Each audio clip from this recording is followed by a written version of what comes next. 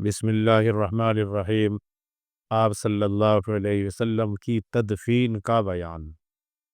حضرت عائشہ رضی اللہ عنہا کا بیان ہے کہ جب رسول اللہ صلی اللہ علیہ وسلم کی وفات ہو گئی تو آپ کو دفن کرنے کے بارے میں صحابہ کرام کی رائیں مختلف ہو گئی۔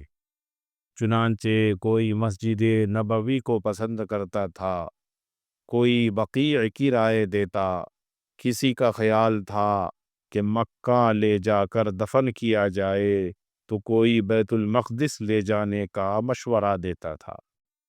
تو حضرت صدیق اکبر رضی اللہ عنہ نے فرمایا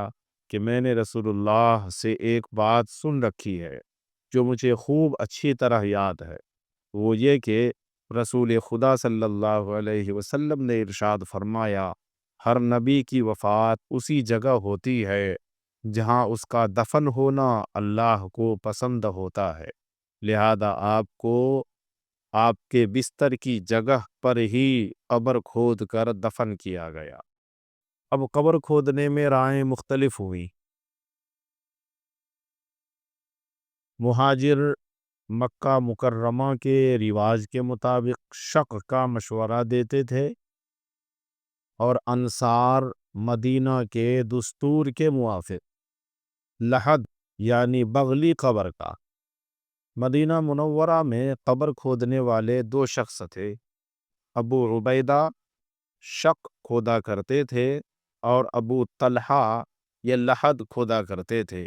تو دونوں کے پاس خبر بھیجی گئی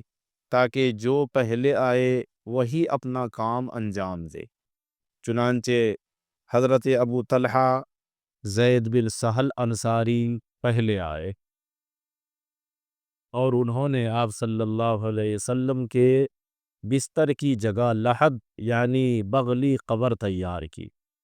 بغلی قبر ہی رسول اللہ کو پسند بھی تھی، چنانچہ حضرت عبداللہ بن عباس رضی اللہ عنہما کا بیان ہے کہ رسول اللہ نے ارشاد فرمایا، اللحد لنا والشق لغیرنا، یعنی ہمارے لیے لحد بغلی قبر افضل ہے اور شق دوسروں کے لیے ہے۔ قبر کھودنے کے بعد آپ صلی اللہ علیہ وسلم کی قبر مبارک میں 9 عدد کچی اینٹیں بچھا دی گئیں اور آپ کے آزاد کردہ غلام شقران نے نجران کا بنا ہوا ایک کمبل قبر میں بچھا دیا، لیکن ابن عبد البر کا قول ہے کہ بعد میں اس کو نکال دیا تھا۔ اس کے بعد رسول اللہ صلی اللہ علیہ وسلم کی وصیت کے مطابق آپ کے اہل بیت نے آپ کو قبر میں اتارا، جن میں حضرت عباس، حضرت علی اور حضرت عباس کے 2 صاحبزادے دفن سے فارغ ہو کر آپ کی تربت کوہان نما بنا کر حضرت بلال نے قبر اطہر پر پانی چھڑکا اور سر کی جانب سے چھڑکنا شروع کیا۔ تنبیہ: علامہ شامی رحمۃ اللہ علیہ فرماتے ہیں کہ قبر میں کوئی چٹائی وغیرہ بچھانا مکروہ تحریمی ہے، اس لیے کہ یہ بلا ضرورت مال کو ضائع اور برباد کرنا اور فضول خرچی میں داخل ہے، اس لیے کہ یہ بلا ضرورت مال کو ضائع و برباد کرنا اور فضول خرچی ہے۔ بہرحال حضرات صحابہ دفن سے فارغ ہو کر کف افسوس منتے ہوئے، خون کے آنسو بہاتے ہوئے اور اس بھاری مصیبت پر انا للہ و انا الیہ راجعون پڑھتے ہوئے اپنے گھروں کو